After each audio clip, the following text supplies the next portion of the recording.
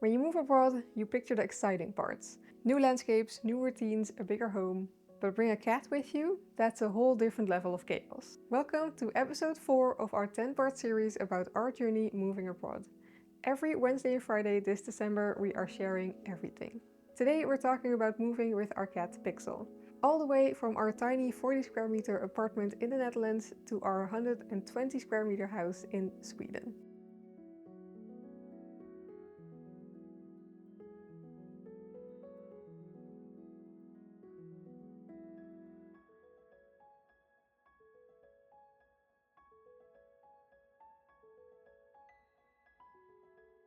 Big change for us, enormous upgrade for her. These are simply our experiences with our cat. Always check what's best for your animal and circumstances. Let us know in the comments if you have any more questions and we will answer them in upcoming episodes or in the comment section. Before we dive into the nitty-gritty, let me introduce you to the star of today's episode, Pixel. She's curious, a little obsessed with plastic, and somehow survived an 18-hour drive without losing her mind, mostly. We, meanwhile, were barely holding it together. So first things first, every pet is different, so ask your vet what's best for your pet. For us, we updated all her vaccinations and also had the vet prescribe some calming medication. Some cats do need a little help staying calm. Pixel, she barely batted an eye. Now, a few essentials if you're traveling with your cat in the EU. Have a European pet passport, a microchip, and proof of rabies vaccination. And yes, check all the customs rules for the countries you're passing through and the end destination. For us, that was the Netherlands, Germany, Denmark, and Sweden. We just had to fill in an online form for Swedish customs. At the border, nobody even asked. For us, this went very smooth, but you do need your paperwork sorted because you don't want to be that person panicking at the border. Do you need a rabies test? Not for us, since we were coming from the EU. Mostly it's for non-EU countries, but there might be some exceptions. And if it is required, do remember that it needs to be done 30 days after the vaccination, so be prepared. How far in advance should you prep your cat?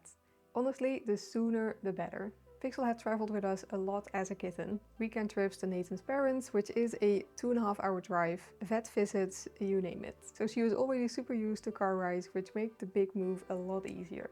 Also, get your cat used to the carrier early. Pixel loves hers and is out in the house all the time. We even have a special seatbelt for her that attaches to the carrier and then clicks into the car for extra safety. For long trips, comfort is key.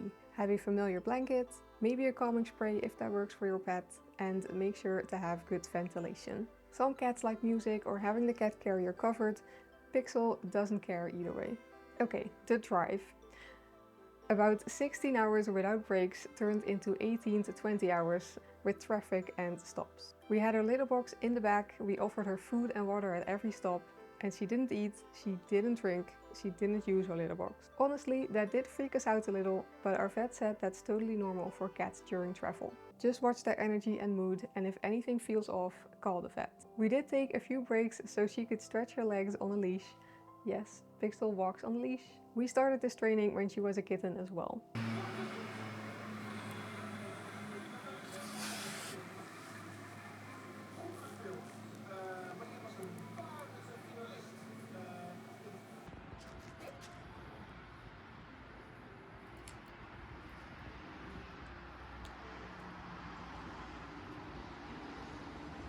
We were very lucky with Nathan's parents because they stayed in the area to help us out and also have their holiday. So when we arrived at the house where Nathan's parents were staying, within the first hour she was eating, drinking and using the litter box. She bounced back a lot faster than we expected. We didn't, we were absolutely exhausted, but we had to go on because the next day we had to go pick up the keys at the realtor's office. Enjoying the video? Go like and subscribe, and if you want even more behind the scenes updates, wallpapers and a spot in our end card, go check out our Patreon, it is linked below. When we brought her to the new house in Sweden, after being with Nathan's parents for about a week, we did what most people recommend. We set her up in a small safe room. We set it up with all her familiar things, her toys, her bed, her water, her food, her litter box. Then, after a couple of weeks, we slowly let her explore the rest of the house. The hallway, the stairs, the dining room and the living room. Honestly, Pixel is curious enough that we could have given her full access to the whole house on day one. But it was actually nice for us to take it slow too.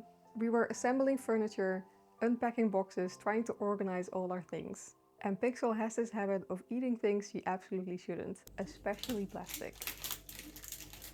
So keeping her in a calm, controlled space while we dealt with the chaos kept her safe and kept us sane. 1 month later, she owned the place. And along the way, we learned a few things that might be helpful if you're moving with your cat or any other pet. If your pet does get travel sick, it might be smart to change their feeding schedule. We didn't change anything about Pixel's eating routine before the trip, but definitely check with your vet because every pet is different. Keeping them calm can be as simple as familiar smells, having their favorite blanket with them, or maybe some calming tablets if your vet recommends them.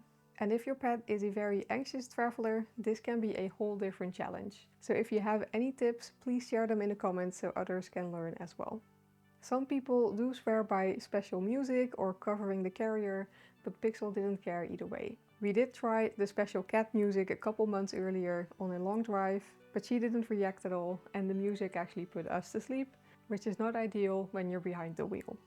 One thing that really freaked us out is that she didn't drink, eat or use a litter box for the whole drive.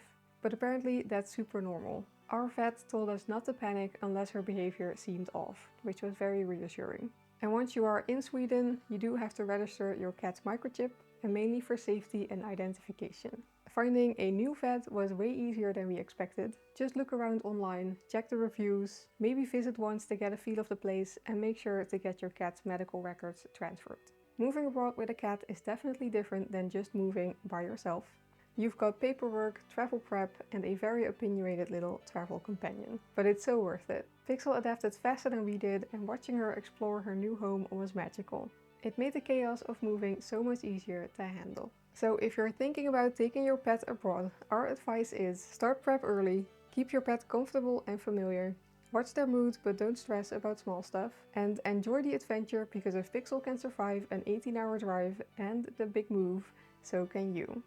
If you liked this video, hit subscribe and follow our journey. We have more episodes coming this month about moving abroad and making a new home in Sweden. Let us know if you have any more questions and we will answer them in upcoming episodes or in the comment section. If you want more behind the scenes content, go check out our Patreon, it is linked in the description. Next time, in episode 5, we're diving into the actual moving process. How we got all our stuff from the Netherlands to Sweden, the chaos, the logistics, and everything we didn't expect.